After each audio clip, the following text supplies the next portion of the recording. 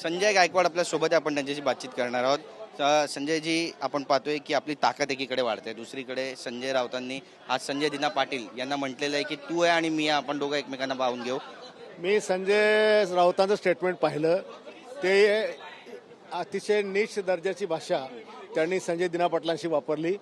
तू ये, मी ये, तुझ्याकडे किती बंदूक आहेत, माझ्याकडे किती बंदूक आहेत.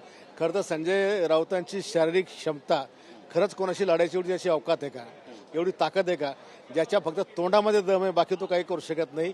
आणि विनाकारांच्या टीव्हीवर अशा प्रकारचे आव्हानं तो देतो. अरे संजय दिना पाटील आणि संजय राऊत यांची कुठंतरी अशी फिजिकली तुलना तरी होऊ शकते का? नक्कीच, पण हा वाद आणखी जास्त टोकाला जाईल अशी पण चर्चा आहे की भविष्यामध्ये लोकसभा संजय राऊत किंवा त्यांचे बंधू लढवतील.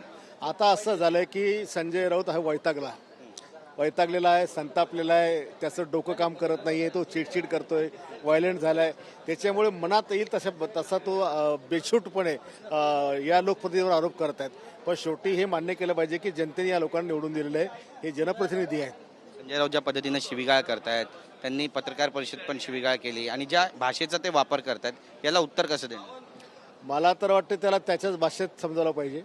तो दुसरी भाषा काही समजत नाही आणि अनेक वेळेस मी त्याला त्याच्या भाषेत उत्तर त्या ठिकाणी दिलेली आहे. पुढे जर शिवीगाळ केली तर तुम्ही तुमच्या भाषेत उत्तर देणार? अरे आम्ही तर सैनिक आहे ना, काय त्याला आम्ही म्हणतो सजेशन फॉर ॲक्शन. जो काय समोरचा बोलेल त्याला प्रत्युत्तर देण्याची क्षमता आमच्यात आहेच. पण हे खरं आहे का की सगळेच खासदार शिवसेनेमध्ये घेण्याचा प्रयत्न होता? नाही, सगळ्यांना माहिती आहे अनिल देसाई आणि अरविंद सावंत हे ठाकरे परिवाराशी जोडलेले आहेत. ते कधीही पक्ष सोडू शकणार नाहीत.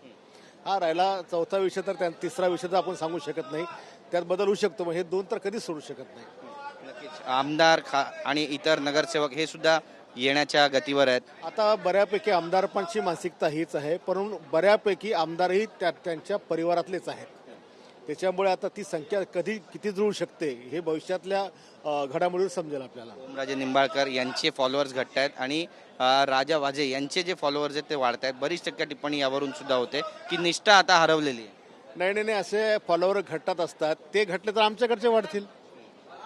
ज्यावेळेला एका पक्षाला जॉईंट होतात तिकडचे 6,000 कट्टी तर इकडचे 60,000 वाढतील.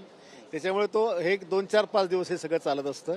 आपणही मागच्या काळात पाहिलं आपण की ज्यावेळेला गुजरात, गुवाहाटी तुम्ही सगळे होतात, सुरुवातीला सगळं झालं, पण नंतर उलटं झालं सगळं. एकनाथ शिंदे मुख्यमंत्री कधी होणार आहेत? एकनाथ शिंदे जेवढ्या लवकर होतील तेवढ्या लवकर मुख्यमंत्री झाले पाहिजे, सगळ्यांची ही भावना आहे. यस. धन्यवाद आमच्याशी बातचीत केल्याबद्दल. कॅमेरा पर्सन खंडूराजचा गिरीश गायकवाड, TV9 मराठी, मुंबई.